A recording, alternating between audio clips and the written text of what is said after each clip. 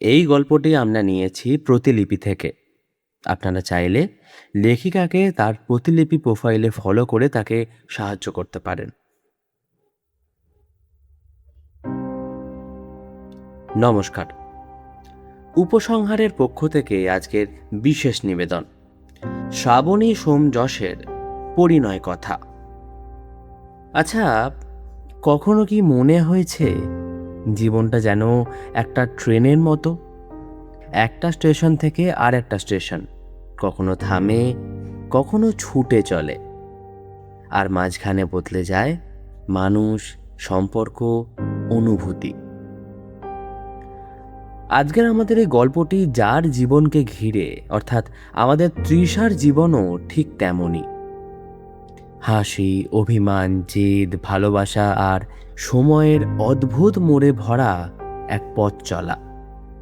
আজকের এই গল্পে আমরা দেখব সেই পথ চলার এক টুকরো, অর্থাৎ প্রথম পর্ব, যেখানে বর্তমানের শান্ত মুখের আড়ালে লুকিয়ে আছে অতীতের ঝড়, না বলা কথা আর কিছু অপূর্ণ অনুভূতি। আজকের গল্পের পাঠে ও গল্পের সূত্রধর আমি সায়ন। প্রধান চরিত্রে অদিতি, তৃষা, রুষা, পুলক এবং পলাশ। শুনতে থাকুন পরিণয় কথা, আজ প্রথম পর্ব।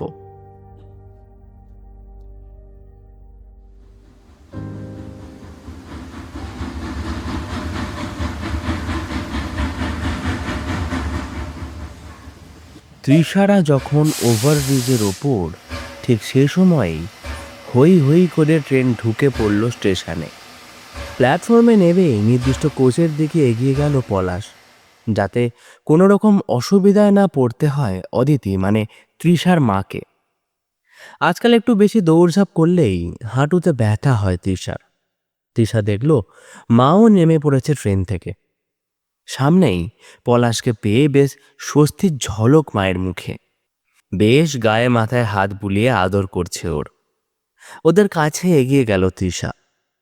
হঠাৎ কানে এলো কতগুলো কম বয়সী মেয়ের সংলাপ।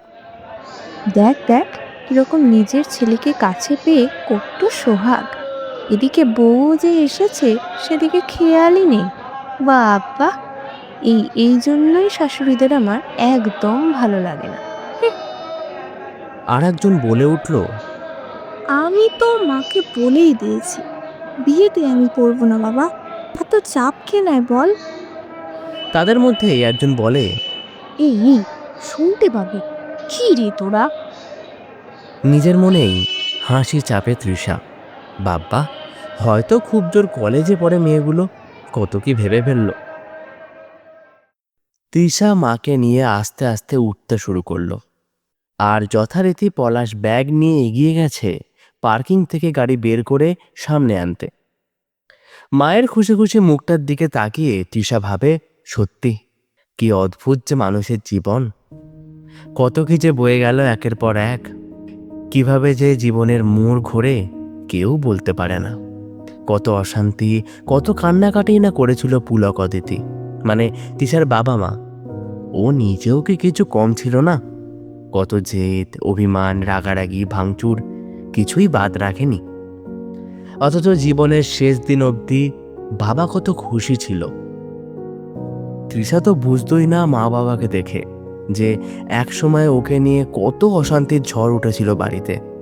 দেখতে দেখতে 25টা বছর কেটে গেল পলাশের সাথে। আর 3 দিন বাদেই ওই অঘ্রাণে ওদের বিবাহ বার্ষিকী।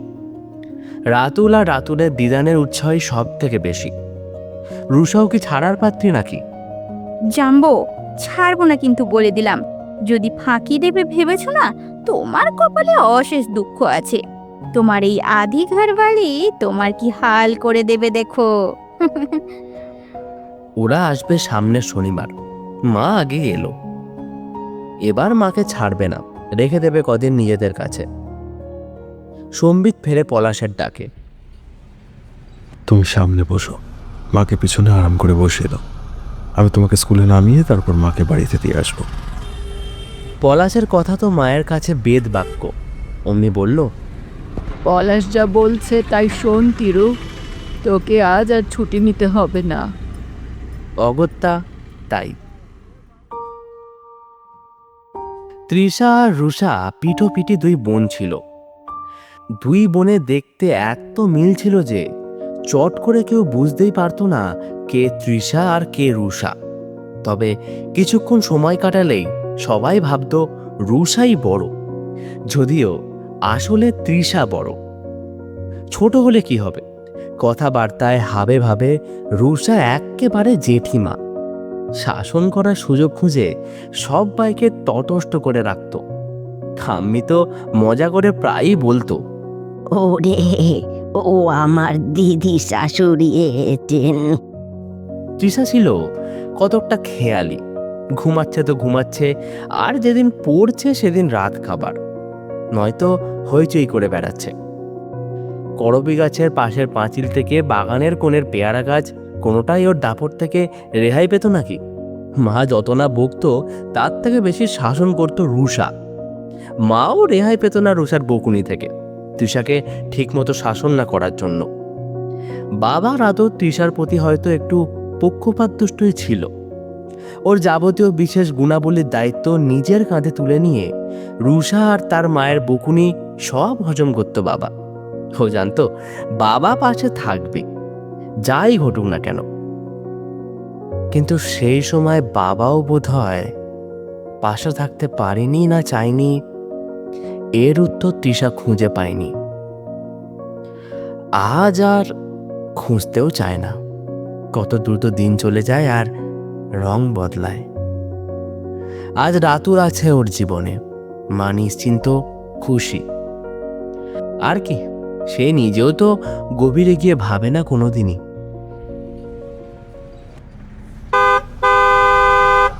জোরালো হর্নের শব্দে তৃষা তাকায় পলাশের দিকে।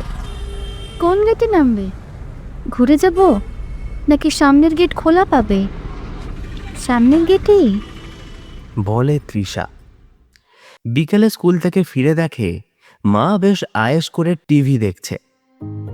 এখন কদিন মা ওর কাছেই থাকবে, মায়েরই ইচ্ছে। তাই রুষা একটু আগেই মাকে পাঠিয়েছে। স্বভাবসিদ্ধভাবেই রুষা এখন মায়ের গার্জেন। বাবা হঠাৎ স্ট্রোকে চলে যাওয়ার পর মাকে আর বর্ধমানের বাড়িতে রাখতে চায়নি ওরা। বেশিরভাগই রুষা আর মাঝে মাঝে তৃষার কাছেও থাকেন এসে অদিতি। রাতুল হোস্টেলে চলে যাবার পর অদিতি বড় মেয়ের কাছে আসা আগের থেকে বাড়িয়ে দিয়েছেন। কে রে, চা খাবি তো? একটু মুড়ি মাখি, দুজনেই খাবো। পলাশির তো আসতে দেরি হবে বলেই গেছে। আহা, কি যে ব্যস্ত ছেলেটা। তৃষা জানে মা মাঝে মাঝে এরকম আক্ষেপ করবে। হ্যাঁ হ্যাঁ মা, মুড়ি খাবো, সাথে চা। বলে তৃষা ধামা চাপা দেয় ওর মায়ের কথায়। মুড়ি চা খেয়ে স্কুলের খাতা নিয়ে বসে তৃষা। ক্লাস টেস্টের খাতাগুলো দেখতেই হবে আজ। এই একটা কাজে খুবই বিরক্ত তৃষা। এমনিতেই তো A+, A, B এইসব। তাহলে আর এখন এত খেটে কি হবে বাপু? বাচ্চাদের সঙ্গটা ভালোই লাগে তৃষার বরাবরই। হুল্লোড়ে বলে পাড়ার বাচ্চারাও ন্যাওটা ছিল বেশ। তৃষার হুল্লোড়পোনা কলেজ পেরিয়েও কাটেনি। তখন সদ্য ইউনিভার্সিটিতে গেছে। চারিদিক ফুরফুরে বাঁধন ছাড়া জীবন। উইমেন্স কলেজ থেকে ইউনিভার্সিটিতে কোয়েডে পড়তে আসার মাধুর্য আর সবার মতো তৃষাকেও বেশ আকৃষ্ট করেছিল। মেয়েদের সাধারণত উইমেন্স কলেজেরই পড়ার চল ছিল, ওদের বাড়িও তার ব্যতিক্রম নয়। অনেক নতুন বন্ধু হলো ছেলে মেয়ে মিশিয়ে। অনাত্মীয় ছেলেদের আপনি আজ্ঞে করেই বলতে অভ্যস্ত ছিল তৃষা। সমবয়সী বা একটু বড় ছেলেদেরও যে তুই তোকারি করা যায় সেটা সে ইউনিভার্সিটিতে গিয়ে জেনেছিল। বেশ ভালোই লাগছিল। সত্যি তো, বন্ধুত্বে আবার তুমি আপনি কি? সুমি কি এসে নাটকীয় ভঙ্গিতে বলেছিল, এই যে দেবীরা, এই অধমকে আপনি না বলে তুই বলুন। হো হো করে হেসে উঠেছিল বিভাস, অরুণ, কাঞ্চন, সুবোধ সবাই একযোগে ওদের মানে উইমেন্স কলেজ থেকে আসা গ্রুপটাকে বলেছিল, আমরাও তুই আর তোরাও তুই, বুঝলি? অত গুরুজন বানিয়ে দিস না প্লিজ। ছেলে বা মেয়ে, বন্ধু মানে বন্ধু। তৃষাও জেনেছিল। একসাথে মাঠে বসে আড্ডা দেওয়া, ক্লাস বাঙ্ক করে সিনেমা দেখা, ছুটতে ছুটতে ইউনিভার্সিটির গেট দিয়ে লাস্ট বাস ধরা, শীতের রোদে কুল চটকে খাওয়া পর্যন্ত চলে বন্ধুদের সাথে। ও ভুলেও এসব গল্প করতো না বাড়িতে। ওরে বাবা, মা তো বলবেই, রুষাও হয়তো বলে বসবে, তোর অত বাড়াবাড়ি কি দরকার রে? আর তোর তো এমএ পড়ে কাজ নেই।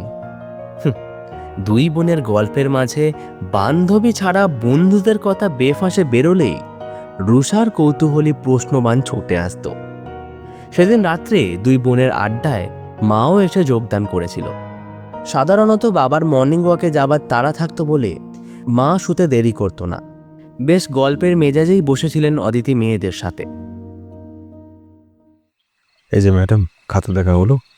এখনো তো বিছিয়ে বসে আছো। পলাশের ডাকে সম্বিত ফিরল তৃষা।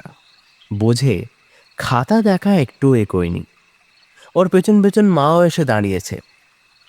আমি বললাম অনেকক্ষণ তো হলো, এবার ডাকো তৃষাকে, গল্প করতে করতে খাবি, চল। বলে মা খাবার রেডি করতে চলে গেল। পলাশ এসে বসলো বিছানায়। শরীর খারাপ? ক্লান্ত দেখাচ্ছে তোমাকে।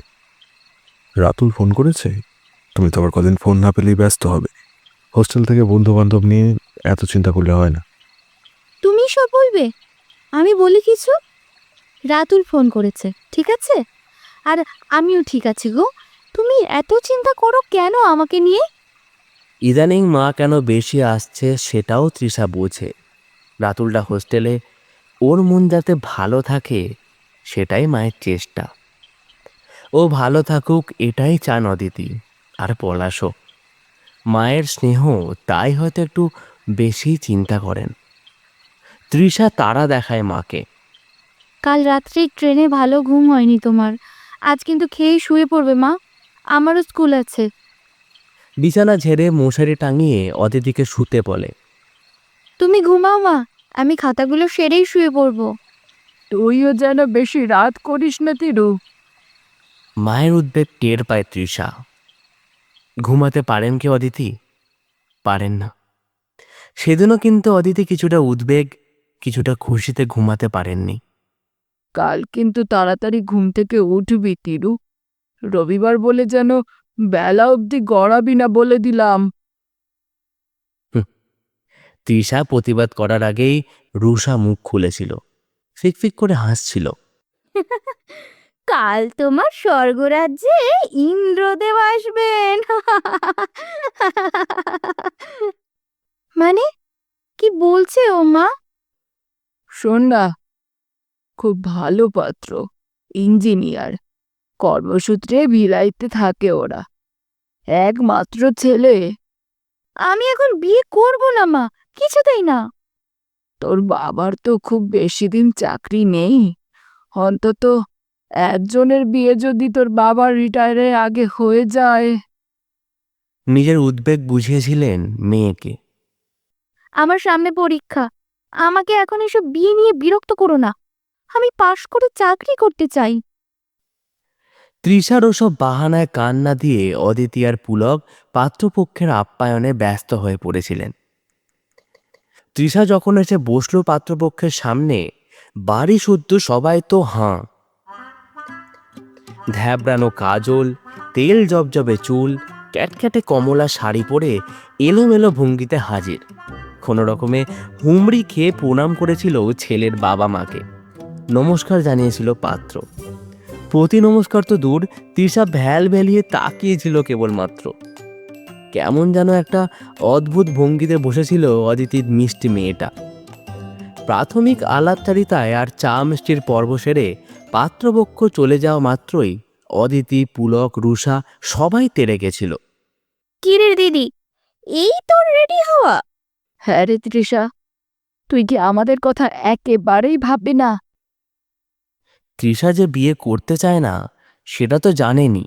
বিয়ের নামে, শ্বশুরবাড়ির নামে সব মেয়েই ঘাবড়ে যায়, তা বলে এতখানি না। মেয়ের এই বেয়ারাপোনা কিছুতেই উনি মেনে নেবেন না। রুষা জানতে চেয়েছিল দিদির এই গড়রাজের কারণ কি শুধুই পড়া, চাকরির ঝোঁক, নাকি তৃষার সাথে মন কষাকষি তো চলছিলই অদিতির। রুষাও চেপে ধরেছিল, কিন্তু তৃষা মুখ সেলাই করে নিয়েছিল। ছেলের বাড়ি থেকে ফোনটা এসেছিল আরও দিন 10 পরে। হঠাৎ ডাইনিং হলের আলোটা জ্বলে ওঠায় অদিতির স্মৃতি নমন্তনে ছেদ পড়ল। তৃষার খাতা দেখা মিটল হয়তো। না, আজ আর ঘুম হবে বলে মনে হচ্ছে না। বয়সের সাথে এই এক রোগ, নতুন জায়গায়, নতুন বিছানায় শরীর মন কিছুতেই বশ মানে না। সকাল সকাল তৃষার ঘুম ভাঙল রাতুলের ফোনে। দিদান এসছে তো, আমি আসছি আজই। হালকা খুশির আমেজে মনটা ভরে গেল। গায়ে হাউসকোট গলিয়ে ঘর থেকে বেরোতেই দেখে চা করে অদিতি টেবিলে রেডি। কিরে, কার ফোন? রাতু বাবুর মনে হলো। তৃষা বলে, হ্যাঁ আসছে, আজই দিদানের আদর খেতে। তৃষা পলাশ কাজে বেরিয়ে গেলে অদ্বিতীয় নাতির জন্য পাটিসাপটা বানাতে বসেন। সময় যেন জলের চেয়েও দ্রুত বয়ে যায়। এই জন্মালো আর এখন কলেজে পড়ছে। কত জল্পনা কল্পনা, ছেলে হবে না মেয়ে হবে। প্রথম নাতনির পর উনি মনে মনে নাতি চেয়েছিলেন। মুখে না বললেও মনের কোণে ইচ্ছা যে ছিল, সেটা আজ আর অস্বীকার করে লাভ নেই।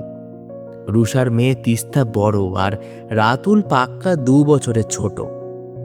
বিয়ের সময় থেকে রুষারা শিলিগুড়িতে। নাতনিকে প্রথম কোলে নিয়ে পুলকই নাম রেখেছিলেন তিস্তা। রাতুলকে দেখে যেতে পারেননি পুলক, তবে শুনে গেছেন তৃষা মা হবে।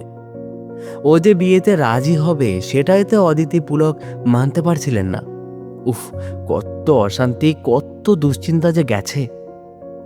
একসময় তো ভাবতেন মেয়েটা হয়তো জেদের বসেই সংসারই করবে না।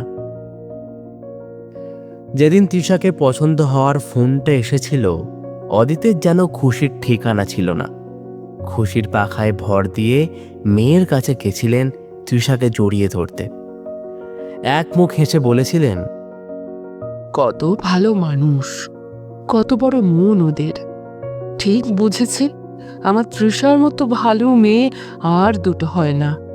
দূরদৃষ্টি আছে বলতে হবে। পুলকও এসে দাঁড়িয়েছিল। রুষা তো খুশিতে মায়ের গলা জড়িয়ে ধরে বলেছিল, আমার কিন্তু নতুন শাড়ি চাই মা দিদির বিয়েতে। ছিটকে গেছিল তৃষা, ফুটছিল যেন। চুপ করবে তোমরা? করবো না আমি বিয়ে, কিছুতেই না, পারবো না করতে। কেন বুঝতে পারছো না? যাকে চিনি না, জানি না, ভালোবাসি না, তাকে আমি বিয়ে করতে পারবো না। সারাটা জীবন তো দূরের কথা, একটা দিনও সম্ভব নয়। অন্য কাউকে ভালোবাসি আমি। বিয়ে যদি করি কখনো, তাহলে ওকেই। এক নিঃশ্বাসে বলেই স্তব্ধ হয়ে গেছিল ও, হয়তো আসন্ন ঝড়ের আশঙ্কায়। বল কে সে, বল এক্ষুনি। ও, এই জন্যে এত কাণ্ড তোর? ক্রোধে দিশাহারা হয়ে গেছিলেন অদিতি। পুলকও বুঝতে পারছিলেন না কার জন্য তৃষা এরকম করছে। বইয়ের আলমারি থেকে একগুচ্ছ চিঠি এনে দেখিয়েছিল রুষা। অদিতি যেন 10 তলা বাড়ির ছাদ থেকে আছাড় খেয়ে পড়েছিলেন। কে? ওই বাপ মা মরা মামাদের দয়ার মানুষ, ওই ছেলেটাকে তুই বিয়ে করবি? না আছে চাল চুলো ঠিক, না আছে মাথার উপর কোনো গার্জেন। তুই জানিস আমাদের সাথে বাঙালদের মোটেই মেলে না। তুই ভাবলি কি করে? ওদের চলন বলন, হাবভাব, রীতি আচার সব কিছু আলাদা। ওরা হলো বামুন। ওরা দুর্ব্যবহার করবে তোর সাথে, জলও খাবি না তোর হাতে, কেঁদে কুল পাবি না সারা জীবন। শত মাথা খুঁড়লেও তখন আর ফেরার উপায় থাকবে না। কতটুকু অভিজ্ঞতা তোর জীবনে? পুলক এগিয়ে এসেছিলেন মেয়েকে বোঝাতে। আহা, আমাকে বোঝাতে দাও, এত চেঁচামেচি করো না। দেখো মা, অনেক কিছুই মেলে না আমাদের সাথে। তুমি হয়তো ভাবছো সব মানিয়ে নিতে পারবে, কিন্তু এইটা ভেবেছো কি অপরপক্ষ কতটা মেনে নেবে তোমাকে? তারাও তো খুঁত ধরবে তোমার মধ্যে, এই সম্পর্ক ভালো হবে না মা, হাজার সমস্যা দেখা দেবে। অত যদি বুঝতো তোমার মেয়ে, তাহলে আর এই কাণ্ড ঘটাতো না। ঝলসে উঠেছিলেন অদিতি। ওরাও আমাদের মতো উজাড় করে ভালোবাসতে পারে মা। গলার স্বর বুঝে গেছিল তৃষার। একটু বেশি কি উষ্ণ প্রকাশ করেছিলেন তিনি। আর একটু ধৈর্য ধরলে হয়তো তৃষাও অতটা জেদি হয়ে উঠত না। পরীক্ষার পরেই জানিয়েছিল, আমার সময় লাগবে নিজেকে বোঝাতে। আমি চাকরি করতে চাই, তোমরা রুষার বিয়ে দিয়ে দাও আগে। অদিতি আর ধৈর্য ধরে রাখতে পারেননি। তুই জানিস তুই কি বলছিস? লোকে কি বলবে? বড় পড়ে রইল আর ছোটর বিয়ে হয়ে গেল। বলবে নিশ্চয়ই মেয়ের কোনো দোষ আছে। তাছাড়া তোমার ইচ্ছেতেই তো সব হবে না, ছেলেরও তো কিছু ইচ্ছে থাকবে নাকি? তাদেরও তো রাজি হতে হবে। আত্মীয় স্বজনের কাছে মুখ দেখানোর উপায় থাকবে না আমাদের। তোমার বাবার মাথা হেট হবে সমাজের 5টা লোকের কাছে। পুলকে শান্ত করেছিলেন অদিতিকে। আচ্ছা ঠিক আছে, ও চাকরি করতে চাইছে, করুক না, এতে ভালোই হবে।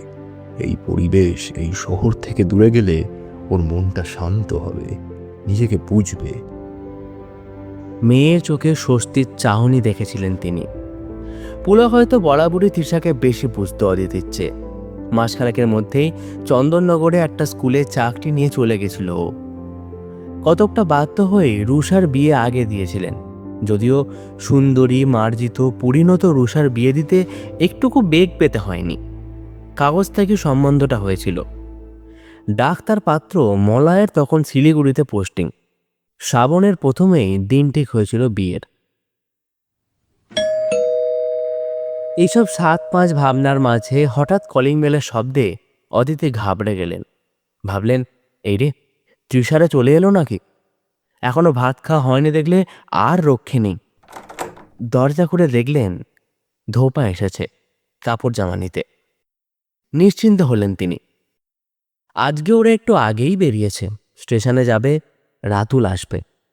সাধারণত শনি রবি থাকে, এবার দিদার আর বিবাহবার্ষিকীর অনারে পুরো 4টে দিন। তৃষা একটুও সময় মিস করতে চায় না রাতুলকে কাছে পাবার।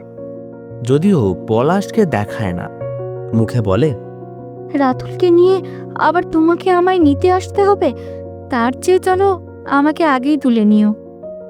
এমনিতেই তো কত খ্যাপায় পলাশ। আর কতদিন আঁচলে রাখতে চাইবে? এবার বড় হতে দাও ওকে। তৃষা সব কানেই নেয় না। স্কুল গেট থেকে বেরিয়েই পলাশকে দেখতে পেল। ও এগিয়ে এসে ব্যাগ খাতার বোঝা থেকে মুক্ত করলো, গাড়ির দরজা খুলে দিল। মা ঠিকই বলে, পলাশ খুবই ভদ্র।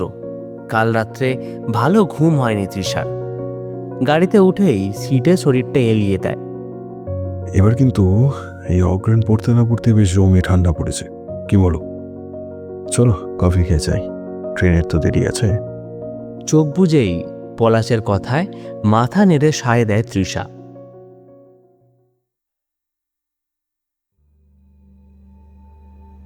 সেদিনও মেঘলা ছিল বলে ঠান্ডার কামড় তীব্র হয়েছিল। ইউনিভার্সিটির দিকটা বেশ ফাঁকা ফাঁকা বলে শীতকালে বেশ ঠান্ডাই লাগতো। লাইব্রেরিতে ছিল তৃষা। কিসের একটা বই কিছুতেই খুঁজে পাচ্ছিল না। হঠাৎ হুড়মুড় করে একটা বই পড়ার শব্দে পেছনে ফিরে দেখে কোণের আলমারির সামনে এক গাদা বই পড়ে, আর তার সামনে অপ্রস্তুত ভঙ্গিতে একটা ছেলে। তৃষা তাকাতেই ছেলেটার মুখে ক্যাবলা মার্কা একটা হাসি। ও এগিয়ে যায় বইগুলো গুছিয়ে তুলতে হেল্প করবে বলে। আমি ফার্স্ট ইয়ার ইংলিশ, তুমি?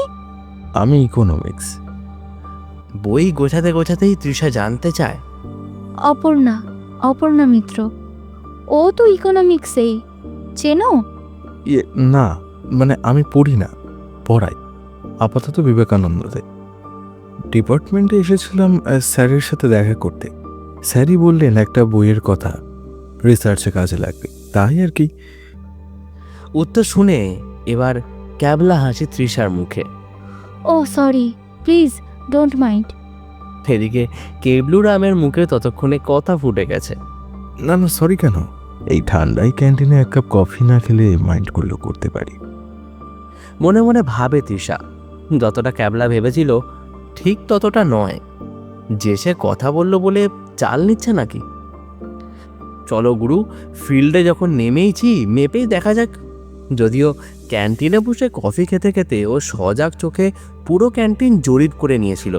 বলা তো যায় না, ডিপার্টমেন্টের কেউ দেখলে তো আর রক্ষে নেই।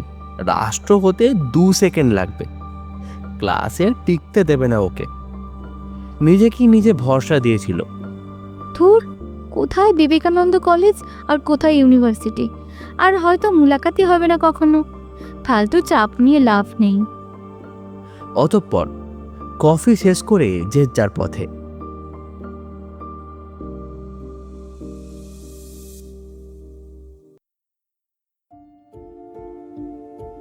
গল্পটিকে এতটা শোনার জন্য অসংখ্য ধন্যবাদ। আজকের গল্পের পাঠে ও গল্পের সূত্রধর এবং ঠাম্মার ভূমিকায় আমি সায়ন, তৃষা এবং অদিতি পিয়ালি, রুষা পৌতুষা, পলাশ প্রীতম, পুলক স্বর্ণাঙ্গ, রাতুল সর্বাদিত, শ্রমিক অর্কপ্রভ, স্টেশনের 3টি মেয়ে শ্রেয়া, হিনা এবং দিশা।